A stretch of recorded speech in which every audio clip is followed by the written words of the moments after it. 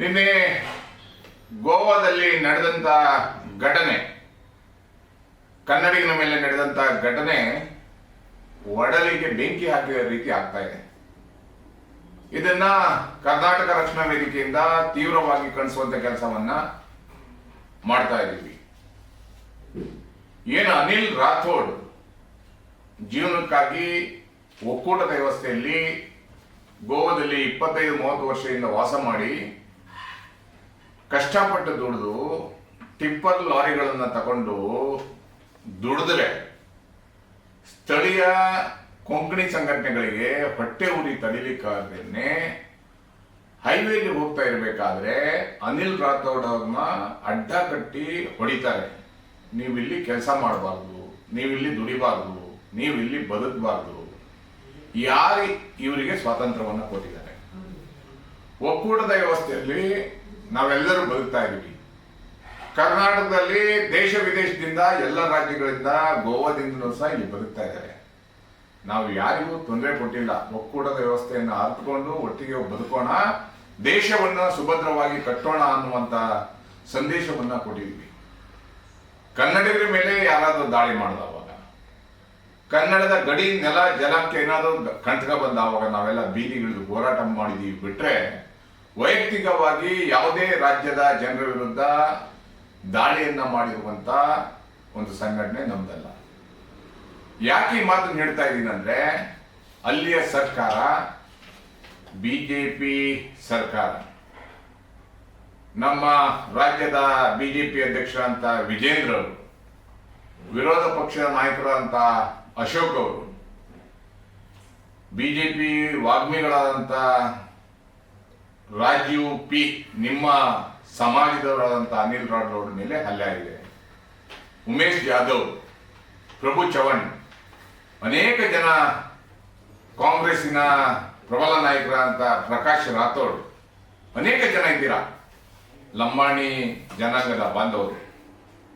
ಮಾತಾಡಿ, ಉಸಿರೆತ್ತಿ. ಯಾಕೆ ಉಸಿರೆತ್ತ ಇಲ್ಲ? ಏನಿದು? ಗೋವಾ ಅಂದ್ರೆ ಸ್ವಾತಂತ್ರ್ಯ ದೇಶನಾ? ಇಂಥ ಘಟನೆಗಳು ನಡೆದ್ರೆ ಖಂಡಿತವಾಗ್ಲೂ ನಾವಂತೂ ಕೈಕಟ್ಟಿ ಕೂತ್ಕೊಳ್ಳೋಕ್ಕಾಗಲ್ಲ. ಮಾನ್ಯ ಸಿದ್ದರಾಮಯ್ಯನವರು ಮತ್ತೆ ಗೃಹ ಮಂತ್ರಿಗಳು ಈ ಕೂಡಲೇ ಆ ಸರ್ಕಾರದ ಜೊತೆ ಮಾತಾಡಿ ಅವರನ್ನ ಬೆಂಡೆತ್ತುದ್ರ ಮುಖಾಂತರ ಕನ್ನಡಿಗನ ಒಬ್ಬನ ಮೈಯ ಮೇಲೆ ಕೈ ಹಾಕಿದ್ರೆ ಕರ್ನಾಟಕ ರಕ್ಷಣಾ ವೇದಿಕೆ ದಾಳಿ ಮಾಡಬೇಕಾಗುತ್ತೆ. ಎಚ್ಚರಿಕೆ. ಗೋವಾದಲ್ಲಿ 30% 30% ಕನ್ನಡಿಗರು ವಾಸ ಮಾಡ್ತಾ ಇದ್ದಾರೆ.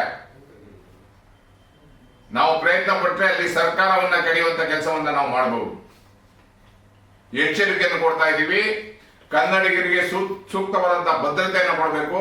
ಅವರನ್ನ ರಕ್ಷಣೆ ಮಾಡಿಕೊಳ್ಳುವಂತ ಕೆಲಸ ನಮ್ಮ ರಾಜ್ಯ ಸರ್ಕಾರ, ಕೇಂದ್ರದ ಪ್ರಧಾನ ಮಂತ್ರಿಯವರಿಗೆ ಮನವಿ ಮಾಡೋದ್ರ ಮುಖಾಂತರ ಪ್ರತಿಯೊಬ್ಬ ಕನ್ನಡಿಗನಿಗೂ ರಕ್ಷಣೆಯನ್ನ ಕೊಡಬೇಕು.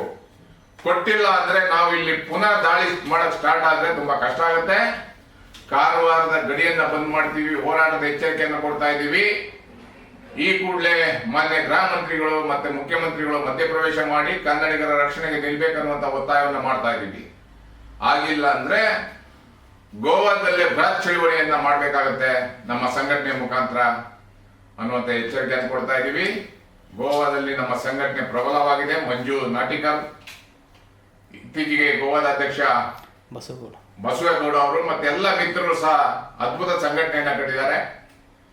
ನಾವು ಸಹ ಕರ್ನಾಟಕದಲ್ಲಿ ಹೋರಾಟ ಪ್ರಾರಂಭ ಮಾಡಬೇಕಿದ್ರೆ ಮುಂಚೆ ಸರ್ಕಾರ ಎಚ್ಚೆತ್ತುಕೊಳ್ಬೇಕನ್ನುವಂತ ಒತ್ತಾಯವನ್ನ ಮಾಡ್ತಾ ಇದ್ದೀನಿ. ನಮಸ್ಕಾರ. ನಿನ್ನೆ ಗೋವಾದಲ್ಲಿ ನಡೆದಂತ ಘಟನೆ, ಕನ್ನಡಿಗನ ಮೇಲೆ ನಡೆದಂತ ಘಟನೆ ಒಡಲಿಗೆ ಬೆಂಕಿ ಹಾಕಿದ ರೀತಿ ಆಗ್ತಾ ಇದೆ.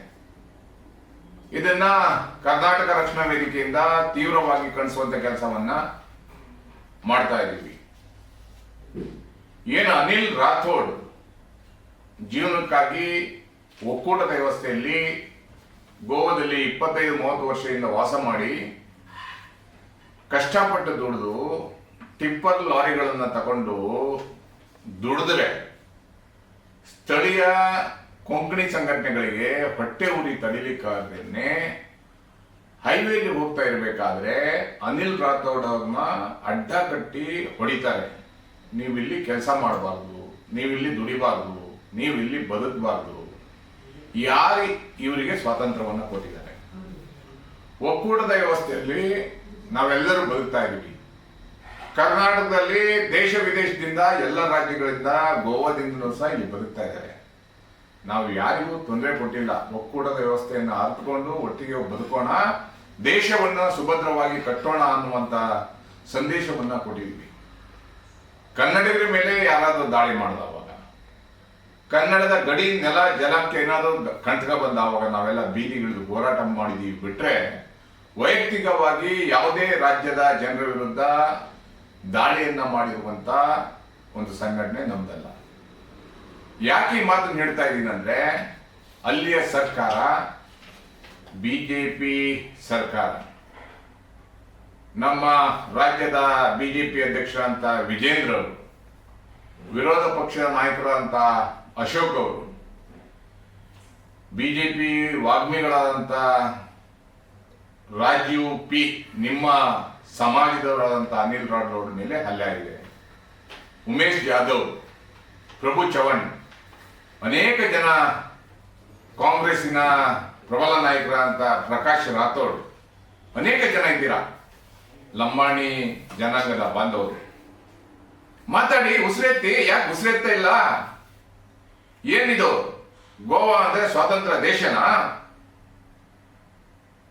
ಇಂಥ ಘಟನೆಗಳು ನಡೆದ್ರೆ ಖಂಡಿತವಾಗ್ಲೂ ನಾವಂತೂ ಕೈಕಟ್ಟಿ ಕೂತ್ಕೊಳ್ಳೋಕ್ಕಾಗಲ್ಲ. ಮಾನ್ಯ ಸಿದ್ದರಾಮಯ್ಯನವರು ಮತ್ತೆ ಗೃಹ ಮಂತ್ರಿಗಳು ಈ ಕೂಡಲೇ ಆ ಸರ್ಕಾರದ ಜೊತೆ ಮಾತಾಡಿ ಅವರನ್ನ ಬೆಂಡೆತ್ತುದ್ರ ಮುಖಾಂತರ ಕನ್ನಡಿಗನ ಒಬ್ಬನ ಮೈಯ ಮೇಲೆ ಕೈ ಹಾಕಿದ್ರೆ ಕರ್ನಾಟಕ ರಕ್ಷಣಾ ವೇದಿಕೆ ದಾಳಿ ಮಾಡಬೇಕಾಗತ್ತೆ. ಎಚ್ಚರಿಕೆ.